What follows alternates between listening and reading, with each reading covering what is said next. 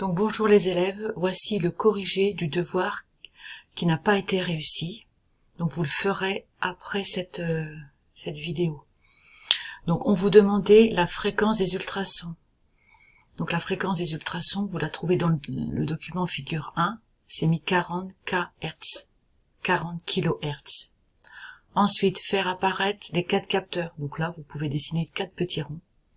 Voici les 4 capteurs. Et puis la distance D, il fallait faire un segment entre ici et l'obstacle. Bien mettre la distance D. Ensuite, T représente la durée entre l'émission et la réception. D, la distance séparant le pare-choc d'un obstacle. Cochez les bonnes relations. Donc la vitesse, c'est 2 fois la distance, puisque la distance, c'est entre le pare-choc et l'obstacle, et comme on a l'aller et le retour, la distance, c'est 2 fois cette distance que divise le temps. Si on transforme la formule, D est égal à V fois T que divise 2, en faisant le produit en croix. Et la fréquence, c'est bien l'inverse de la période. Question numéro 4, fallait compléter le tableau. Une vitesse s'exprime en mètres par seconde, une distance en mètres, la durée en secondes, la période c'est également en secondes, la fréquence c'est en hertz. À chaque fois bien mettre le symbole du nom qui correspond. Question numéro 5, on demande le schéma du montage. Donc je vous ai fait le générateur en série avec le haut-parleur. Ensuite vous avez l'émetteur et le récepteur. Ensuite l'émetteur et le récepteur sont reliés à l'oscilloscope. La règle graduée permettant de mesurer la distance entre l'émetteur et le récepteur. Question numéro 6, compte rendu du protocole. On positionne le récepteur et l'émetteur au même niveau. Les deux signaux sont en phase.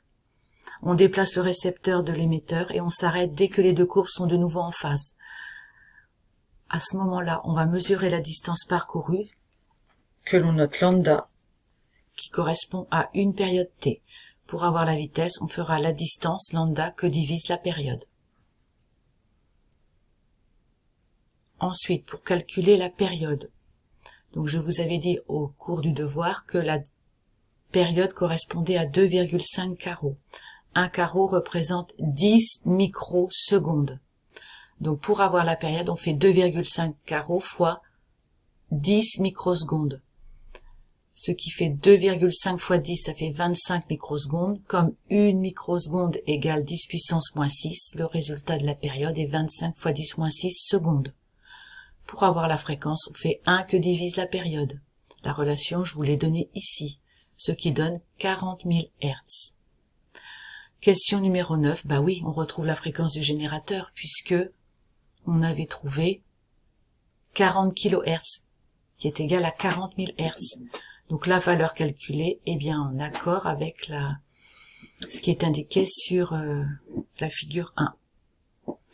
Alors en TP, ça veut dire en travaux pratiques, on veut connaître la distance parcourue par les ultrasons.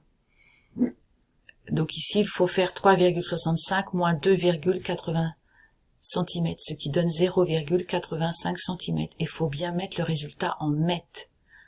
Donc il faut diviser par 100 pour passer des centimètres en mètres. Ensuite, pour calculer la vitesse, on fait la distance que l'on vous donnait. Si vous n'aviez pas réussi à trouver le résultat, on vous donnait le résultat, que divise la période 2,5 fois 10 puissance moins 5, ce qui donne une vitesse de 340 mètres par seconde. Alors quand on compare 340 mètres par seconde à celle indiquée dans le tableau, on trouve que les deux résultats sont proches. Pour calculer la distance D, il faut appliquer la formule que l'on vous donne. La vitesse, c'est bien 343 mètres par seconde, fois 9 millisecondes, c'est la durée. Donc en secondes, ça fait 0,009, et on divise tout par 2. On trouve 1,54 mètres. Donc on répond bien à la problématique en faisant une phrase bien construite, sans faute d'orthographe. Donc la vitesse des ultrasons dans le cas du radar de recul est de 343 mètres par seconde. Et Théo se trouve à 1,54 m de l'obstacle. Voilà, j'espère que cette correction pourra vous aider pour le prochain devoir. Bon courage, au revoir.